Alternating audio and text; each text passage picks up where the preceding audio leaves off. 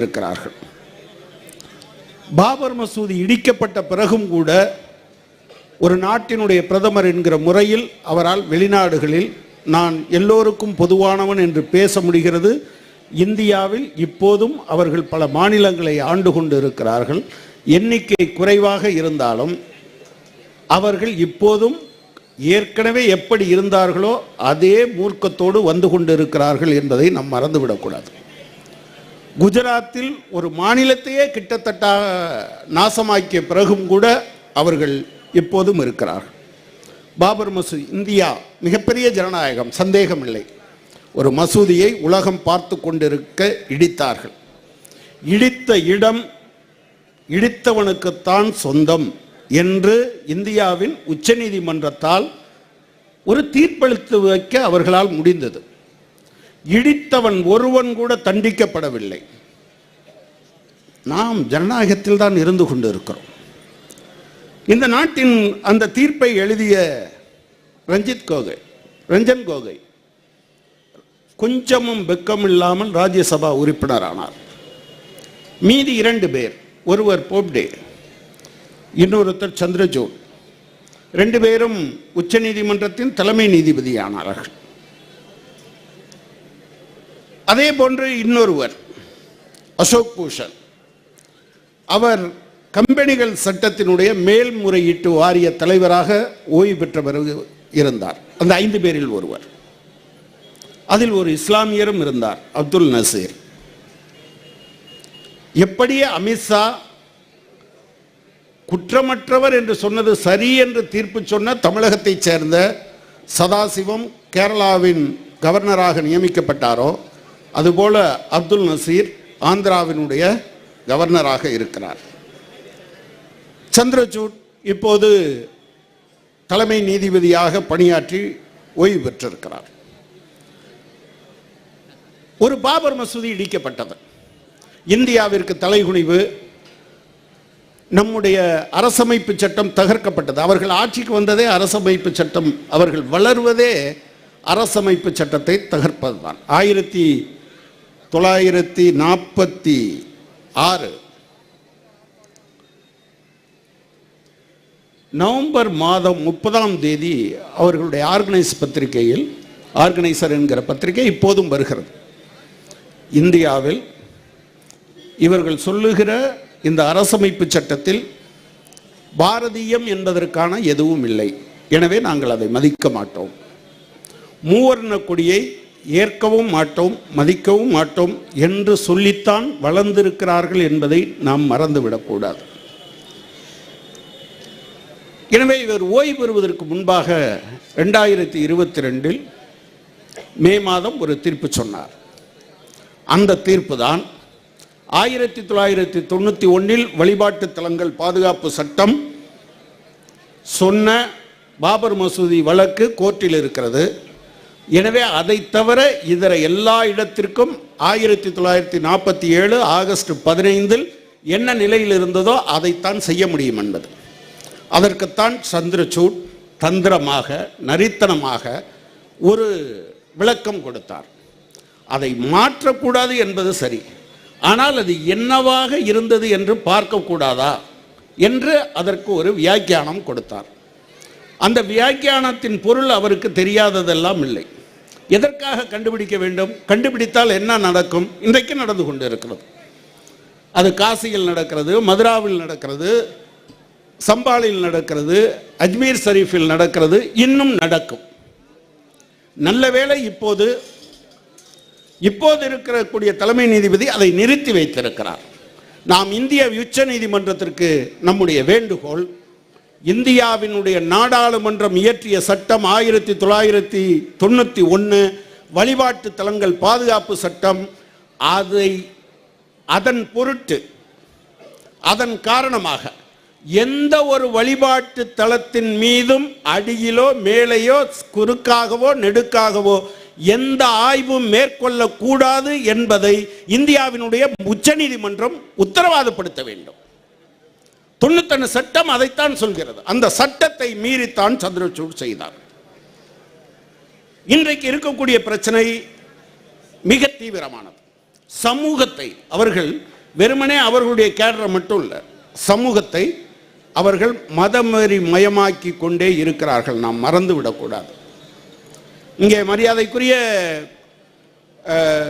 குணங்குடி முஸ்தபா அவர்கள் சொன்னதை நான் இன்னொரு வகையில் சொல்ல விரும்புகிறேன். வெறும் நேரடியான திருவிழாக்கள், உறவுகள் என்பதல்ல பிரச்சனை. அதை தாண்டி உரையாடல்கள் மிக முக்கியம். சமூகத்துடனான உரையாடல் மிக மிக முக்கியம். வெறும் கூட்டங்கள், பெருங்கூட்டங்கள் அல்லது எங்கேயோ நடக்கிற விவாதங்கள் அதுவல்ல பிரச்சனை. குடும்பங்களில், உறவுகளில், நட்புகளில், தெருக்களில், டீக்கடைகளில் நாம் பார்க்கிற இடங்களில் எல்லாம் இந்தியா என்பது அபுல் கலாம் ஆசாத் அவருடைய 1943ஆம் ஆண்டு அவர் ஆற்றிய உரை இருக்கிறது. ஏஜி நூரணியினுடைய புத்தகத்தில், RSS இந்தியாவுக்கு அச்சுறுத்தல் என்கிற புத்தகத்தில் இருக்கிறது.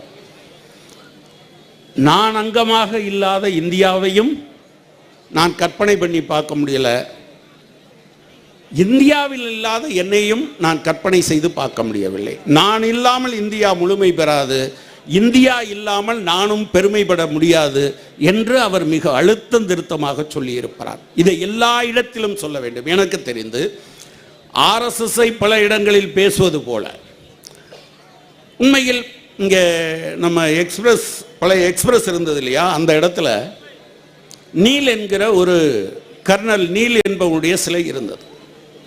அந்த சிலையை அவன் மிக மோசமானவன். 1857க்கு பின்பு படையை விட்டு ஓடிப்போனவர்கள் திரும்ப வந்தபோது அவர்களை எல்லாம் எரித்தே கொன்ற ஆங்கிலேயன். அவனுடைய சிலையை உடைப்பதற்காக நீண்ட நெடுங்காலமாக முயற்சிக்கிறார்கள். அதை பற்றி இந்து பத்திரிகையில் ஒரு செய்தி வந்திருந்தது. அந்த செய்தியை மேற்கோள் காட்டி சமீபத்தில் எழுதியிருந்தார்கள். அதில் 2 பேர் ஏறுறாங்க. ஒருத்தர் 1927 ஆகஸ்ட் 11 மதுரையிலிருந்து 2 பேர், ஒருத்தர் முகமது சாலியா, இன்னொருத்தர் சுப்பராயலு.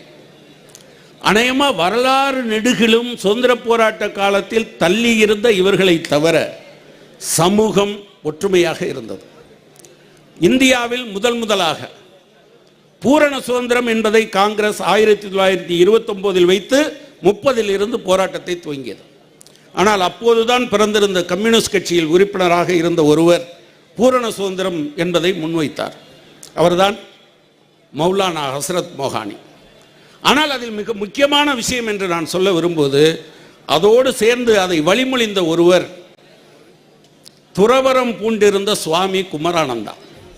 இந்தியாவில் பூரண சுதந்திரம் என்கிற ஒன்றை காங்கிரஸில், அகமதாபாத் காங்கிரஸில் முன்மொழிந்த ஒருத்தர் மௌலானா ஹசரத் மொஹானி, இன்னொருத்தர் துறவரம் பூண்டிருந்த சுவாமி குமரானந்தா. இன்றைக்கு பல இடங்களில் பேசப்படுகிற இன்குலாப் ஜிந்தாபாத் என்கிற முழக்கத்துக்கு சொந்தக்காரர் மௌலானா ஹசரத் மொஹானி. ஏராளமாக வழிநெடுகளும் இன்றைக்கு மோடி தானும் இருந்து தன்னுடைய பெயரை ஒரு ஸ்டேடியத்துக்கும், வல்லபாய் பட்டேல் ஸ்டேடியத்துக்கு தன்னுடைய பெயரை வைத்துக் கொள்கிறார். ஆனால் முதல் பாரத் ரத்னா பட்டம் கொடுப்பதற்கான ஒரு குழு இருக்கிறது. அதில் அபுல் கலாம் ஆசாத்தும் இருக்கிறார். எல்லோரும் சேர்ந்து அவருக்கு சொல்லுகிறார்கள். அவர் சொல்லுகிறார், நானும் உறுப்பினராக இருக்கிற ஒன்றில் எனக்கு அந்த பட்டத்தை கொடுத்து கொண்டால் சரியாக இருக்குமா என்று கேட்கிறார்.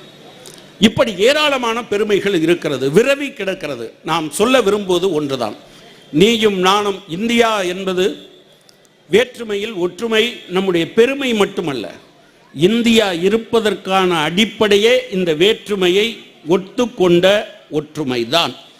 நீயும் நானும் வேறு, உன் உணவு வேறு, உன் உடை வேறு, என் உடை வேறு, உன்னுடைய வழிபாட்டு முறை வேறு, என்னுடைய வழிபாட்டு முறை வேறு, உன்னுடைய திருமண உறவு முறை வேறு, என்னுடைய திருமண உறவு முறை வேறு, ஆனால் நீயும் நானும் இந்தியன் என்கிற அந்த அடிப்படை தான்.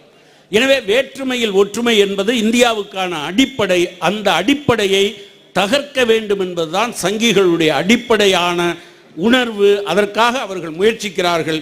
இதை பெரும் பேச்சுக்களின் மூலமாக மட்டுமின்றி குடும்பங்களோடு, குழந்தைகளோடு, பள்ளிகளில், வீடுகளில், தெருக்களில், எல்லா இடங்களிலும் நாம் இந்த உரையாடலை நிகழ்த்த வேண்டும். அவர்கள் அதை செய்கிறார்கள்.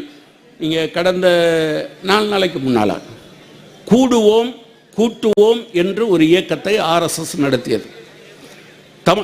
தமிழ் இந்து பத்திரிகையில் ஒரு செய்தி வந்திருந்தது. நான் கன்னியாகுமரியில் கேட்டேன் எத்தனை இடத்தில் நடந்திருக்கும் என்று. விவரம் சேகரித்த வகையில் 200 இடங்களில் நடத்தியிருக்கிறார்கள். இது மாதிரி தமிழ்நாடு முழுவதும் நடத்தியிருக்கிறார்கள்.